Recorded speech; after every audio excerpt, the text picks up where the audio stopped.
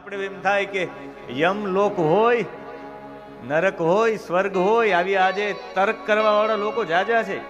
મને એક બાબતમાં બતાવો જ્યાં નરકની વ્યાખ્યા ન હોય. હું આપને કહું, અથર્વવેદમાં નરકની વ્યાખ્યા છે, વાજસનેય સંહિતામાં નરકની વ્યાખ્યા છે, શતપથ બ્રાહ્મણમાં નરકની વ્યાખ્યા છે, કઠોપનિષદમાં નરકની વ્યાખ્યા છે, બ્રહ્મ વૈવર્ત પુરાણમાં નરકની વ્યાખ્યા છે, પદ્મ પુરાણમાં નરકની વ્યાખ્યા છે, શ્રીમદ ભાગવતમાં નરકની વ્યાખ્યા છે, શ્રીમદ દેવી ભાગવતમાં નરકની વ્યાખ્યા છે, શિવ પુરાણમાં નરકની વ્યાખ્યા છે, વરાહ પુરાણમાં નરકની વ્યાખ્યા છે, સ્કંદ પુરાણમાં નરકની વ્યાખ્યા છે. બધામાં નરકની વ્યાખ્યા છે. અરે જવા દો, એનાથી આગળ કોઈ ધર્મ એવો બાકી નથી. મુસ્લિમ લોકોમાં પણ છે, જેમાં દોખજ અને જહન્નુમ કહેવામાં આવે છે, એ નરક છે. પારસી લોકોમાં છે દ્રુજો દ્રેમન, અંધકાર વાળો દુર્ગંધ વાળો એક ખાડો, એને નરક કહે છે. ઈસાઈ લોકોમાં છે તિમિરા છન્ન બૃહદ ગર્ત, અંધારા વાળો ખાડો, એમાં પણ છે.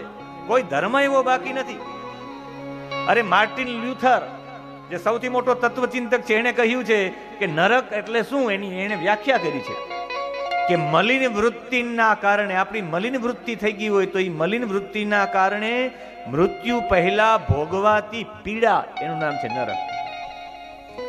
કપિલજીએ કપિલ ગીતામાં કહ્યું, માના ગર્ભમાં રહીને જે છઠ્ઠા મહિને જે ઝીણી જીવાતો ડંખ મારે ને એ જે પીડા ભોગવવી, સાતમા મહિને જ્યારે જ્ઞાનનો ઉન્મેષ થાય ને ત્યારે એટલું કષ્ટ ભોગવે પેટમાં મળમૂત્રની વચ્ચે, એ નરક.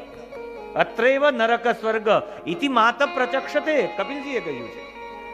નરકની વ્યાખ્યા વિદેશના જેટલા પણ, એક યુનાનનો સૌથી મોટા તત્વચિંતક થયા શુકરાત, એને કહ્યું કે ઠંડા પ્રદેશમાં રહેવા વાળો વ્યક્તિ ગરમ પ્રદેશમાં જાય તો એના માટે ગરમ પ્રદેશ નરક છે.